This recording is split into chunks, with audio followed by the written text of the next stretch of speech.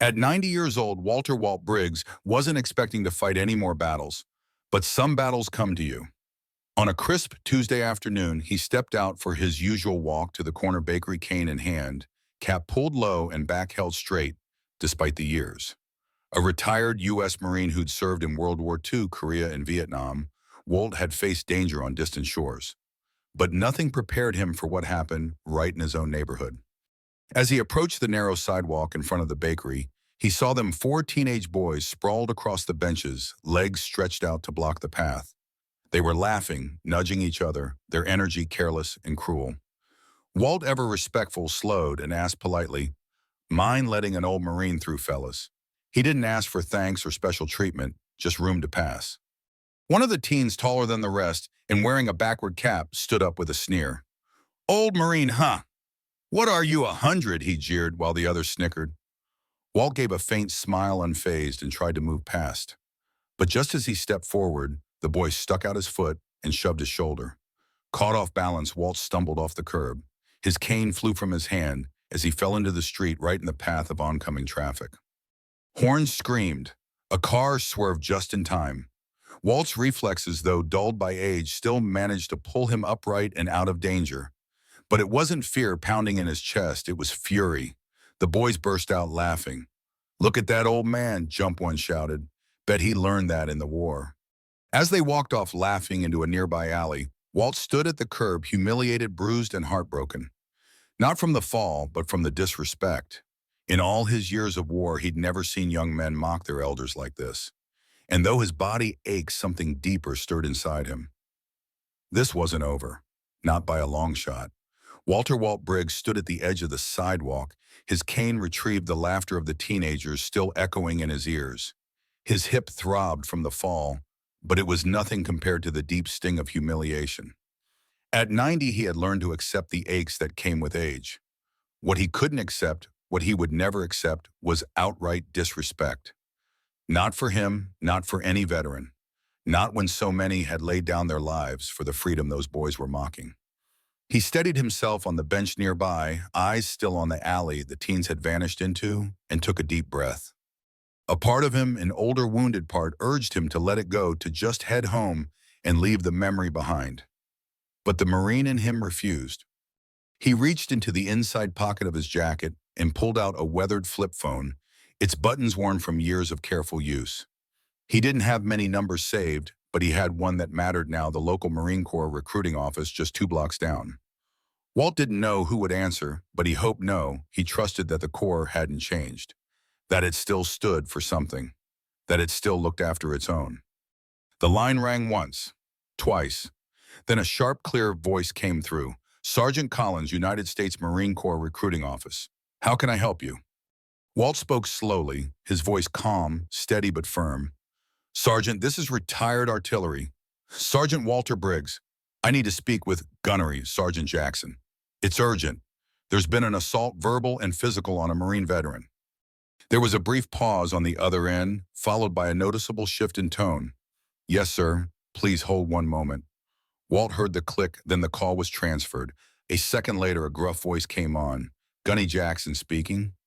Walt repeated his name and gave a short but clear account of what had happened. He didn't exaggerate or seek sympathy. He simply laid out the facts: a blocked sidewalk, disrespectful behavior, a deliberate trip that nearly pushed him into oncoming traffic.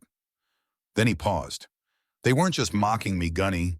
They mocked the uniform, the Corps, everything we stand for."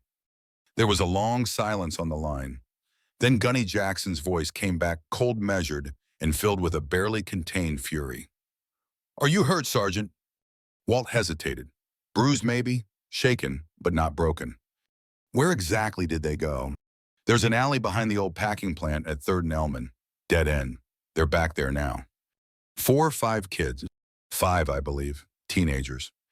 Another pause. Then Jackson's voice dropped into a tone that Walt recognized all too well. Controlled, commanding, and dangerous.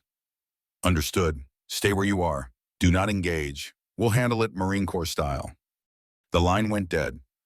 Walt closed the phone gently and placed it back in his jacket.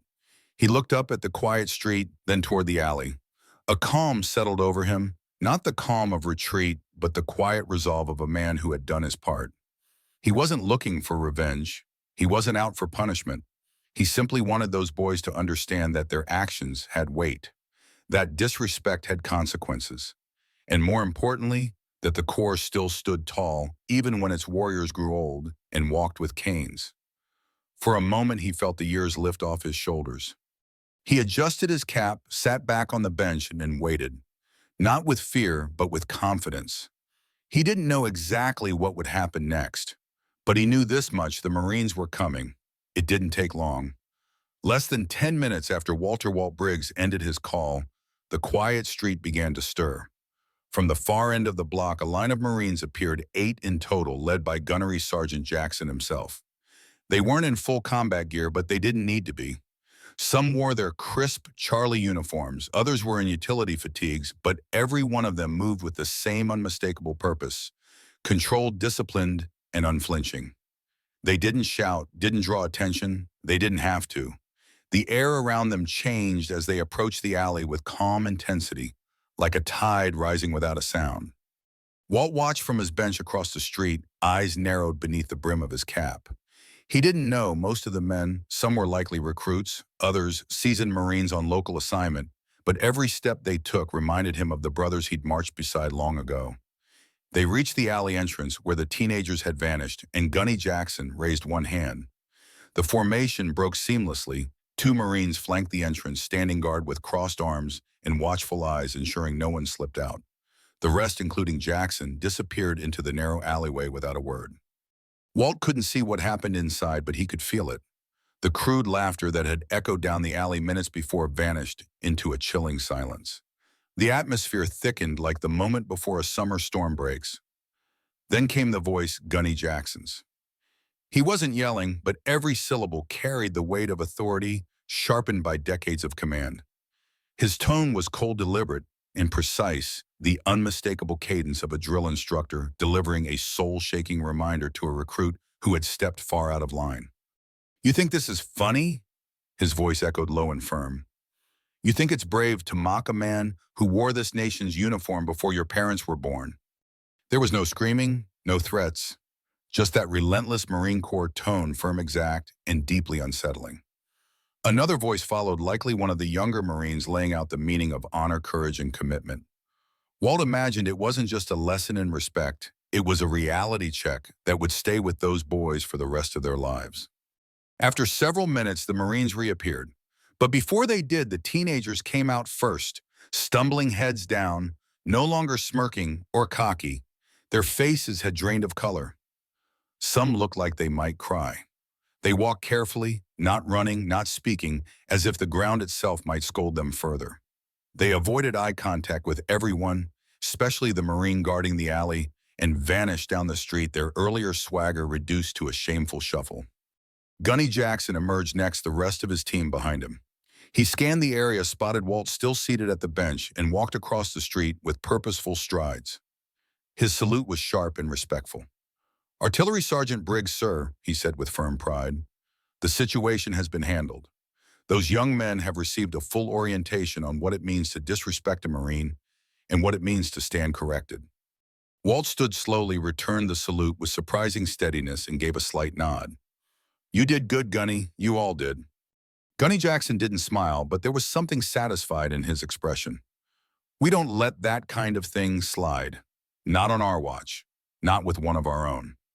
The Marines regrouped, turned in perfect formation, and marched back toward the recruiting station without fanfare. No applause, no spectacle, just Marines doing what Marines do, responding with purpose, precision, and an unshakable code. Walt Briggs remained seated on the bench across the street, watching with steady eyes as the scene unfolded. He didn't need to hear the exact words spoken in that alley. He had been around long enough to know the sound of a real reckoning, even when it came in the form of words rather than fists. And what those young punks had just received wasn't some casual talking to. It was a verbal lashing delivered with the precision and weight of the United States Marine Corps. The kind of correction you didn't forget, not the next day, not the next year, maybe not ever. When the boys finally emerged from the alley, it was as if they'd stepped out of a different world. Gone were the smug grins, the mocking laughter, and the cocky strut. They looked like ghosts of themselves, pale, wide-eyed, and completely disoriented. One of them, the tall ringleader with the backward cap, kept glancing over his shoulder as if half expecting Gunny Jackson to come storming out again. His shoulders were hunched now, his jaw clenched, not in arrogance, but in stunned silence. The other four trailed behind him, heads down their steps, hesitant and uneasy like kids who had just been pulled out of a burning building and hadn't yet realized how close they'd come to something far worse. There were no jokes, no snickers, no last-minute insults hurled toward Walt or the Marines, nothing. The silence was almost eerie. The same boys who had treated an elderly veteran like a joke just minutes before were now walking with the caution of men who had seen something they didn't quite understand but knew they'd never forget. They didn't run. They didn't even talk to each other. They simply slipped away down the sidewalk one after another, as if hoping to vanish into the cracks of the street itself. And the neighborhood noticed. A few passers-by who had either witnessed the initial incident or simply picked up on the tense atmosphere stood quietly nearby. Even they seemed changed by what they had seen, the silent authority of the Marines, the unspoken justice that had just taken place. One older gentleman removed his cap as the teenagers passed, not in salute to them, but as a gesture of respect to what had just occurred behind that alley wall. A woman with a stroller muttered, "Serves them," right under her breath, and crossed the street with a bit more peace in her step. Walt, meanwhile, sat still, soaking it all in. The ache in his hip had dulled the pain in his pride, eased by the sheer force of what had just unfolded. He hadn't wanted revenge. He didn't need anyone to be punished in the way the world often craves. He just wanted the truth to be felt.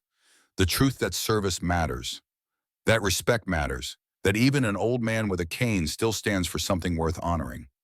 And in that alley, that truth had landed with the force of a boot on the parade ground. As the Marines emerged moments later, perfectly in step and calm as ever, Walt gave them a small nod of appreciation. Gunny Jackson's eyes met his, and though no words were spoken, the message passed between them was clear. Mission accomplished, not through violence or spectacle, but through dignity, discipline, and the unwavering presence of something greater than any one person, something built over centuries, carried on through generations, and still fiercely alive in moments just like this. From that day forward, Walt Briggs was no longer just the quiet old man with the cane. He became something of a legend in his neighborhood. Word spread quickly about the disrespect, the fall, and most of all the Marines who showed up without warning and changed everything. People began to look at Walt differently, not with pity or indifference, but with admiration. Even the teens who once mocked him began to nod respectfully when they passed their shoulders, squared their voices lower. Their behavior changed. They held doors, said sir and ma'am, and walked with a little more purpose, like young men who had been reminded of what honor looks like. Walt continued his daily walks with quiet pride, cane tapping rhythmically along the sidewalk. Each time he passed the Marine Corps recruiting station, someone inside would step out, offer a crisp salute, and call out "Semper Fi, Sergeant Briggs." And Walt, with a slow but steady hand, would return the salute, because the Marine spirit, as he knew too well, doesn't fade with time. It lives on in every act of courage, every defense of dignity, and every reminder that respect must be earned, but once earned, must also be protected.